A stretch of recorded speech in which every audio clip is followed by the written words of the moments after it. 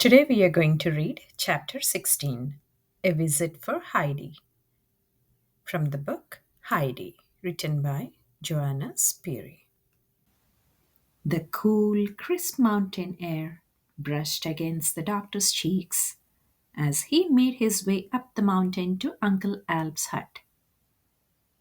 He had written Heidi that he would be coming, and she was eagerly awaiting him. As he saw the fir trees swaying at the top of the mountain, he thought he saw someone running towards him. Sure enough, in a few minutes, he could see Heidi running down the mountain, waving her hands and shouting to him. As soon as she was close enough, Heidi jumped up and gave the doctor a warm hug. He had not expected such a reception, and he thanked her for welcoming him to her home. Heidi was full of questions about Clara, Mr. Seseman, Grandma, and even Miss Rottenmeier. The doctor could hardly answer her since she was so excited she didn't give him a chance to catch his breath.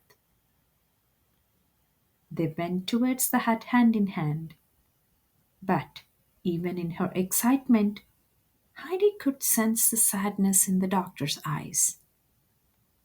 She knew that something must be making him unhappy, and she made up her mind that during his stay she would make him smile again. When she introduced Grandfather to the doctor, the two men exchanged handshakes and became friends at once. Heidi had told each one so much about the other that they hardly felt like strangers at all. Then the doctor gave Heidi the presents Clara had sent her. She loved the winter coat and was looking forward to bringing Granny the warm shawl the very next day. The next morning, the doctor climbed up to the goat pastures with Heidi.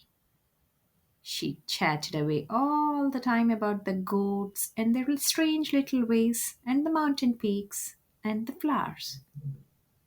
Heidi led the way to her favorite spot, from which she could look down on the distant valley and up to the great mountains where the snow sparkled in the sunlight. She sat down beside the doctor and asked him if he thought the home as beautiful as she herself did. Yes, Heidi, it's very beautiful here, he agreed. But can a heart forget its sorrow and be happy even here? No one is sad here, not when there is so much beauty and so much love. Stay with us for a little while and you will see, she said. The doctor was touched by Heidi's words. He surely had nothing to lose. Life in the city had become unbearable for him since his daughter's death. He decided to give himself a rest here in the mountains and to enjoy Uncle Alp's hospitality. The weather was fine and sunny all month, and the doctor went up to the hut every morning and from there went off on long walks with Uncle Alp. Together they climbed high where the fir trees were storm tossed, and higher still to where the hawks nested. Uncle Alp told the doctor many things about the mountains and about his own life. Soon the two men shared a special friendship. The healthy air, good food, and friendly company began to work like Heidi said they would. The twinkle came back into the doctor's eyes, and his cheeks glowed with the healthy pink color. With the last day of September, the holiday came to an end. On the day before his return to the city, the doctor appeared at the hut looking very sad. He was sorry to go, for he had felt at home on the mountain. Uncle Alp was going to miss him too, and Heidi had grown so accustomed to seeing him every day that she could hardly believe those pleasant times were over.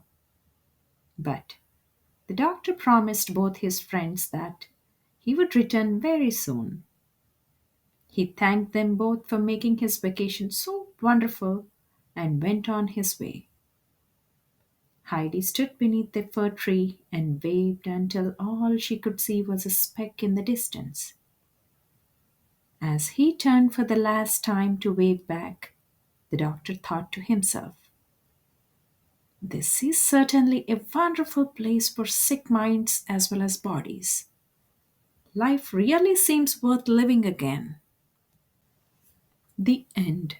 Hope you enjoyed the story, and we'll be back with chapter 17, Winter in Darfleet. Until then, take care.